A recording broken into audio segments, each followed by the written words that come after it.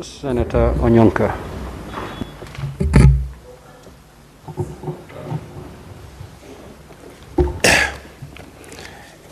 Thank you, Mr. Speaker. One of the points I wanted to make that because of the inevitable delay in the report being ready, the report which was done by the committee is actually much better. Colleagues will receive it because it clearly demarcates the schedules, the money from donor funding, conditional grants, and all other monies that need to go to every county. Number two, there is also clarity what every county has gotten in terms of donor funding, the FLOCA money, and all these other monies which have been in the program. Mr. Speaker, I would like to thank the Majority Leader for his comments, and my friend, my brother, Honorable Boni Halwale, who we woke up at 7 o'clock in the morning to go and make sure that this report is done. Mr. Speaker, this matter of dealing with the road maintenance levy fund is a problem. And it's a problem that has held us back until this time. I believe that the decision to allow the courts determine for us this matter in finality makes sense. Number two, Mr. Speaker, I would like to also say that I'm actually very happy that the committee for the first time with clarity. Remember, Speaker, we've come into this house and we've always asked that give us the amounts every county is getting in figures and from what agency, so that then, Mr. Speaker, we can explain to our people what needs to be done. I'm sure this house is aware that governors have already pronounced themselves. In fact, they were giving us 14 days so that they can make sure that this document is tabled here so that we can approve the money. My honest observation is that yes, just as much as governors are our partners and we really want them to succeed and we want to make sure that the funds are utilized well and effectively, we are beginning to feel that our governors are not giving us the best. Mr. Speaker, if you look at the audit discussions that have been taking place for the last 2 weeks, you'll realize that there's a lot of misappropriation, waste, and misuse of public funds. Audits are not up to date. In fact, Mr. Speaker, because I'm also in a position to know that the audits which we did the whole of last year, we are actually up to 2024-25. There are about 6 counties that their books have never been audited for the last 4 years. That's what they're struggling with. My feeling is that we would want to request our governors to use the money prudently, make sure that they are responsible, reduce the noise, the political noise that you have in the county governments, because Kenyans just want service delivery. Mr. Speaker, Kenyans just want nothing else but to give them service delivery, make sure that we pay our nurses and doctors, make sure that our teachers are paid on time, make sure that capitation money arrives in our schools on time, make sure that money for road construction arrives on time. If that happens, I saw yesterday, Mr. Speaker, where there was a debate, public debate as to why Kenyans are hungry. Angry. I don't think Kenyans are angry. Kenyans just want service. University students want their money to be available for their education. Teachers want their money for capitation to be available. Those who need to be promoted, promote them. Community health workers, people who are playing a very, very services within our country, medical services are actually given first priority. You find that we are not able to compensate them, pay their allowances.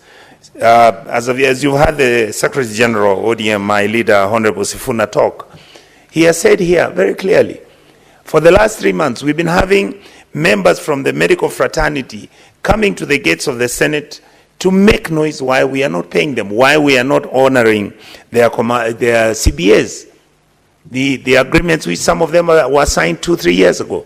So, Mr. Speaker, I would like to say that as a committee, we appreciate the support that we have received from this House. As a committee, I think the team has worked diligently. I want to thank my chair, Honorable Roba, who has really pushed. While he's aware, we've been having Honorable Halwale with his experience and energy to hold in brief. I think we've presented to this House a report that is believable, that is factual. Every county, the money that has been given has been stated. whether it is for health, whether it is for agriculture, whether it's for roads. And I would like to say, Mr. Speaker, that the teams that were looking at the figures and the amounts and the amount of consternation it was raising. There were many issues that we dealt with, and we felt that because we don't have time, there was no need for us to have disagreements in terms of what the numbers were and what they were not. The only thing I want to remind many here is that last year there was a group of about 18 counties that were given money for the industrial parks, and we waited. I am happy that Kisii County, for example, Mr. Speaker, has also now been given the money for the industrial park, the money which was allocated for cancer as a special project has also been allocated. So I am positive and hopeful that we will continue working hard in this House. We will be standing our ground. I am happy that the senators, many senators in this House are now seized of the matter of the fact that we must be the people who are going to defend devolution. We must be the people who are going to make sure that when the money goes to the county governments, let us make sure, Mr. Speaker, that this money does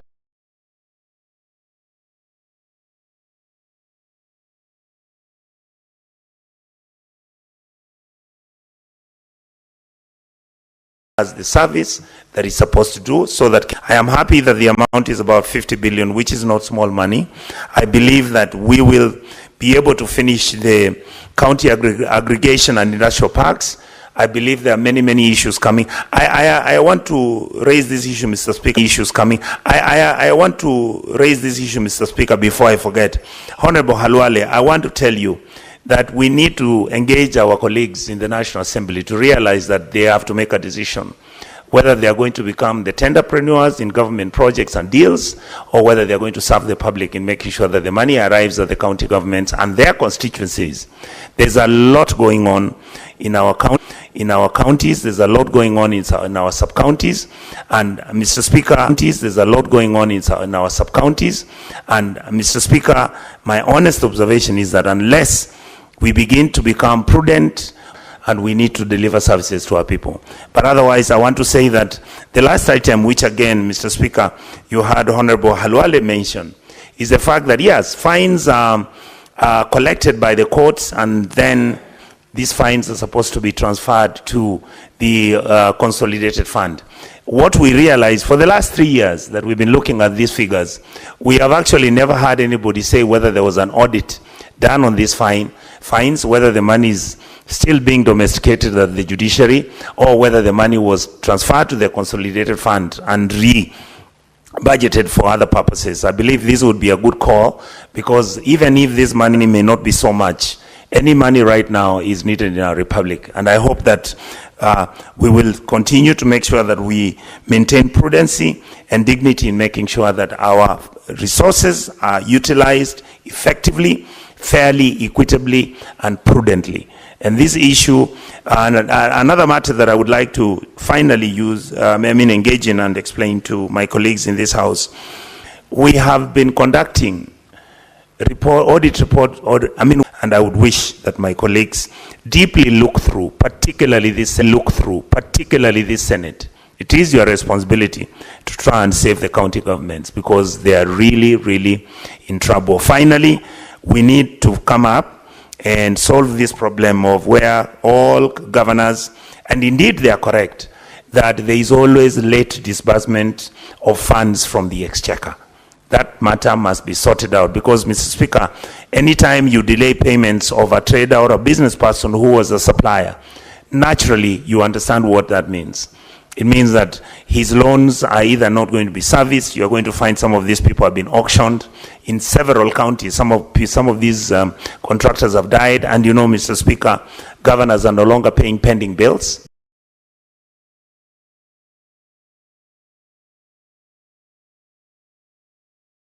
Because now they're paying for the companies that they're using to do business for themselves.